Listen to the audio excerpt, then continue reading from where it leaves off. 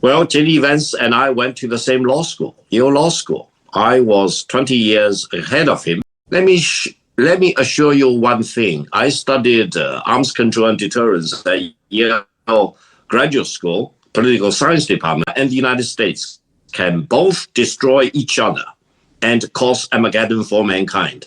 China wants to pursue peace. The United States is educating for war, tariff war, trade war, technology war, talent war, and possibly a perverse version of the proxy war or Cold War or hot war. China wants to promote peace of all kinds. Now, for your benefit, China is the largest trading partner with more than 140 countries in the world. Can you believe it?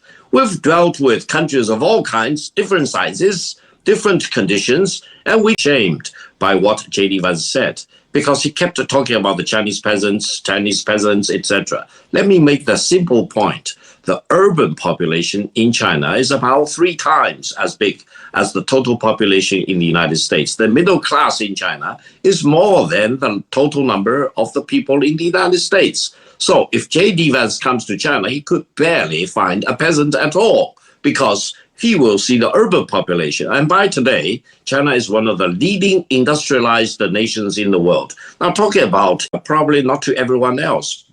Different countries may have different views about what the United States is doing, and it wants to tailor-make its response accordingly. That's fine. But for China, you cannot hold a gun to China's head and issue ultimatum and demand all the impossibilities, for example, and ask China to swallow that. China is the country that values dignity and decency and honor more than economic gains or economic losses. So if you want to hold a gun at China's head, China will hold a gun at your head. If you want to strike China in the cheek, China will strike you back. That's the decision and the determination of the Chinese nation. This is not belligerency. This is the minimum decency you need to apply to international relations. How can you demand other countries, I will slap you in the face, don't slap me back, otherwise I will punish you more? That's the law of the jungle. That's the megatrend. Secondly, this trade war launched by President Trump and his government against the whole world, including China, is the wrong war. And it's not constructive. It throws all the rules of the game out of the window. It damages the free trade.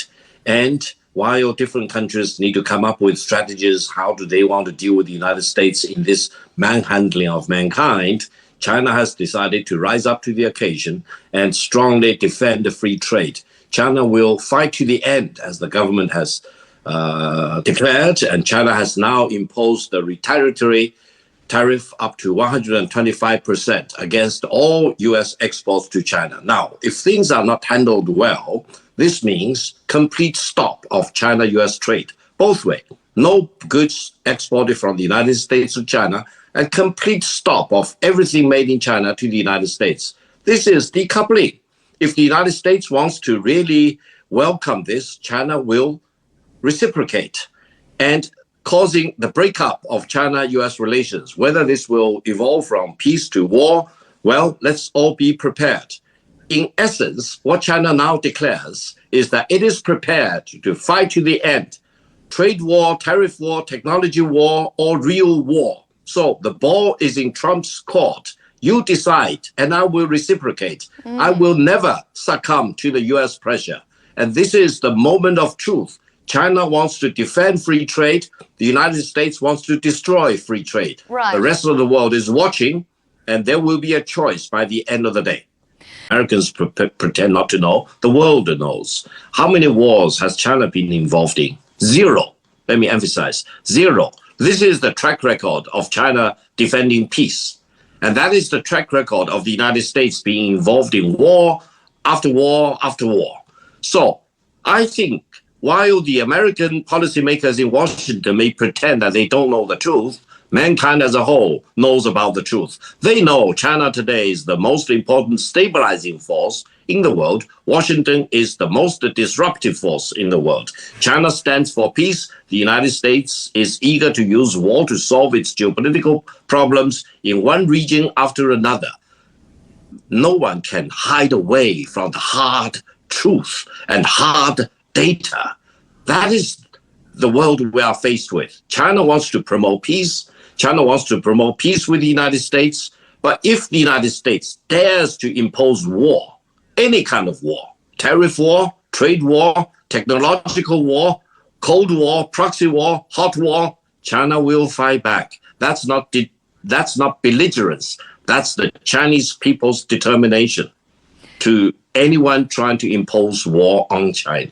That's the mutually assured destruction theory, mad theory, that everyone in Pentagon, everyone in Washington, D.C. should fully know about. China is not going to be pushed around, and China will fight to the end, one way or another, peacefully or otherwise. So the choice is in Washington. China wants to be a partner of the United States rather than being a slave of the United States or being a subordinate of the United States or that of the United States. That's number one. Number two, in terms of conventional weapons, China is a complete match against the United States. And China does not want to look at its neighboring country. We have 14 land neighboring countries. We have 6 maritime neighboring country. No one is a match against China.